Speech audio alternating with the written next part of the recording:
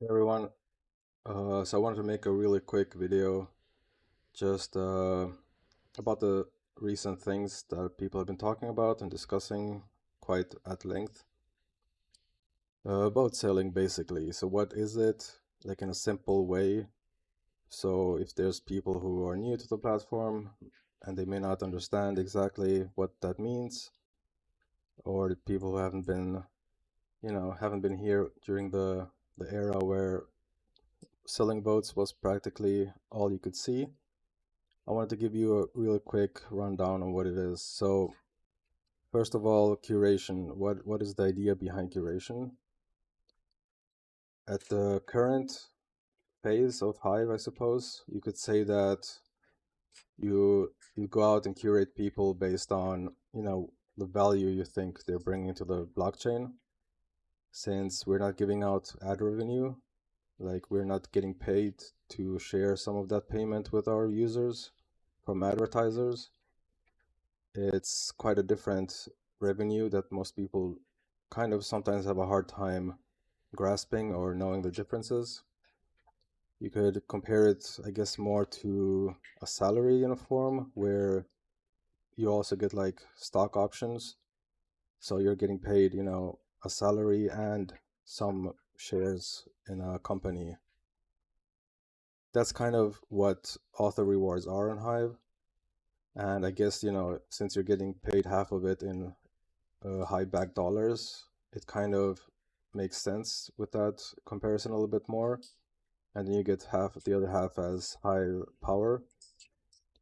And so, like, the usual things you would look out for is that, let's look at my feed, for instance. I know Solo Miner, for instance, he's a very valued member in the community. He's here posting a post about the crypto show that's about to happen tomorrow, and he's just announcing that come join us on Discord. And I know that he's not someone who spams posts or like his intentions are to farm author rewards. So my vote is to give him a little reward for his time sharing this with everyone, and at the same time, maybe give it some more visibility or attention to the post so more people find out about it. That of course also you can also do that by reblogging the post where it's here unpicked. Either way, so like different people, it's based on your own experiences. What do you know? What do they do? I know like this user, for instance, is promoting spend HBD, the usage of spending HBD on local businesses and merchants who accept HBD. And this way, it spreads around, it gets to everyone who aren't aware of the how fast you can send and transact with HBD and Hive. The advantages of holding HBD in your savings, all these kind of things, like all the fees it removes from, the usual Web2 stuff that more people should be aware of. So I know that, she's not here to farm author rewards. She is spending a lot of, she's trying to bring some value to the blockchain. So, you know, that's what I find valuable. So I voted up. There's also different things, like, of course, based on your own experiences. Sometimes you can go to trending and check out new authors that you haven't maybe, what's it called, had any connections with in the past. But there's many different forms of how and why you would curate someone. Maybe you just like this person, maybe you onboarded them, maybe you have a lot of in common with them. And, like sometimes people have certain favorites that they like the most, and they're not shy to give them a max upvote. And sometimes, if they're not posting as high quality and effort as they usually do, it's not really a big deal. Like, I don't think people are being petty about, oh, this post is at $50, but I think it should be at 48 or 45, so I'm going to downvote it. Like, as long as the authors themselves aren't, like, the intentions isn't just to farm author rewards, people usually ignore, there's not many using the downvotes anyway. So curation can come in many different forms, but the main thing here is that use the curator with the way the blockchain is set up right now is that you earn 50% of the curation rewards that you give out back. And that is if no downvotes occur during the 7-day period where posts are, are in a pending payout. So that's like the timeline you have to decide, should this post get more upvotes, should it get a little bit more downvotes, but not many put time and effort into that kind of adjustment of rewards that much. There are very few whales who do so.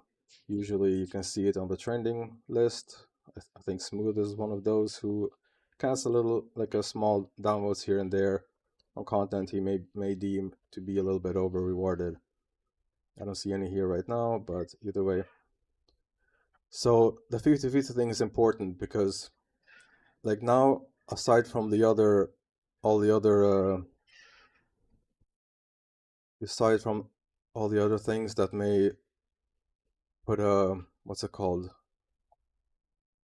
like, decide on how much you want to upload something, there's the vote selling that then may adjust how you would curate someone based off of self-interest. So that's like the important part here.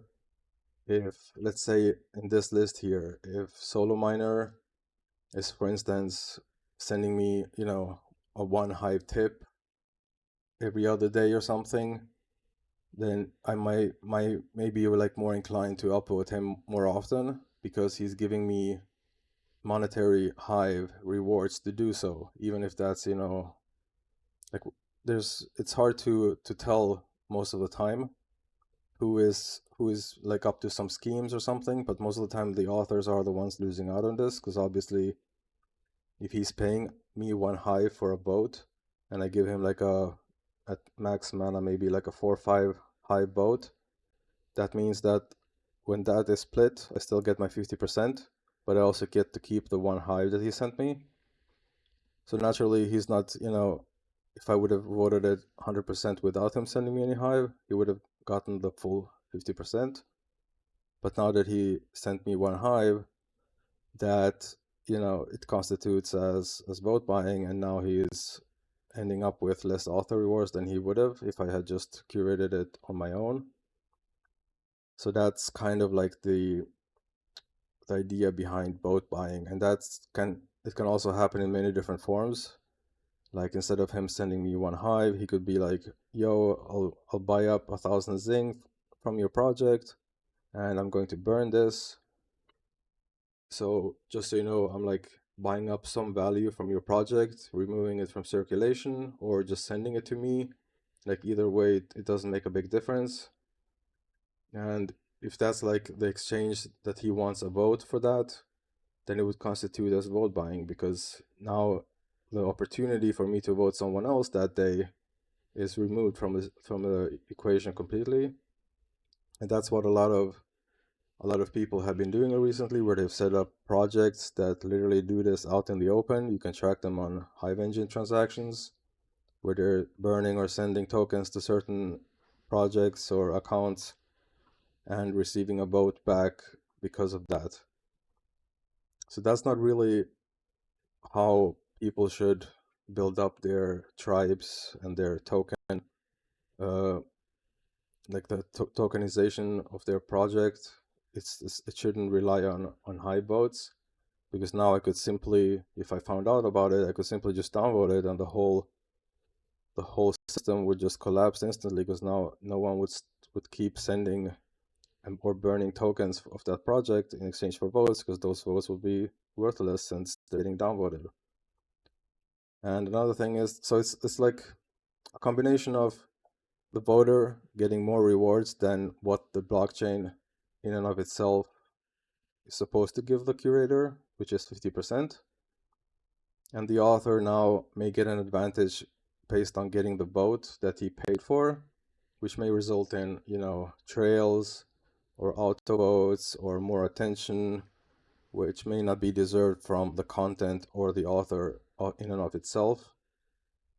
And at the same time, the voting power, which has to be depleted in one form or the other. Like it's the same as the Hive inflation reward pool. It has to go somewhere. So now a lot of people may miss out on getting curated because this project is only selling votes, so it's only spending it on these certain few authors who are paying it extra. So that's kind of like everything, I would suppose. There might be, just different versions, different schemes. Like some people use the beneficiaries. We had a project some time ago who told its whole community that they should place their own account as 50% beneficiary, or it wasn't like they pretended that it wasn't it didn't matter if it had it as beneficiary or not. But if you looked long enough into all the votes that occurred, naturally they would ignore the posts that weren't giving them 50% back. And there's like been different schemes, different tokens, different all sorts of ways where projects are trying to get more of the reward pool for themselves. And then some authors who maybe are desperate enough or don't want to work for the attention and the natural votes and rewards, they may go on and start buying votes in hopes that even if they stop at some point, maybe they've garnered enough attention or auto votes or different kind of rewards to to continue earning. So that's kind of what I just wanted to touch on real quick. I guess this video turned out longer than expected, but let me know what you think, and if you've maybe seen some of this happen or some who are blatantly selling votes, let me know in the comments and I'll take a look at it. But I mean, yeah, like this, of course, this can't be like 100% mitigated. Like there's always going to be some form of schemes or vote selling of some sorts. Like for instance, I could tell someone if he wants to get a guaranteed 100% vote from me, he should send me 10 Hive per week to my exchange account through his exchange account. This way there wouldn't be any trace of me having sold these votes. But over time, obviously, someone there is going to talk or mention, and like once these things get out in the open, then the reputation of that curation project or stakeholder is kind of ruined. So that's kind of like what I wanted to touch on real quick. And with vote trading, favoritism, things like that, I mean, that's only natural to a certain degree. Of course, if it gets excessive there as well, we have downvotes, so we have something like we have ways to fight that off and lower the potential abuse that may be occurring, which, as many of you who are here for a longer time maybe know, that some other blockchains that have copied Hive are very against downvotes. So you can kind of expect what's happening there. It's all based on who has the most stake, gets the most votes, the same authors trending every day, just getting their votes back in for delegating to a certain project. So it's mostly just stakeholders benefiting from it all, and content itself and contributions, effort, all these like value adds to the blockchain, no matter how much stake you have or not, go extinct there, because it's all about how much money you have and how big of votes you can buy. So that's kind of what we want to protect the reward pool from, and Hive itself, that it doesn't turn into what it used to be many years ago. So all right, I think I'll cut it here. Thanks for listening, and see you in the next video.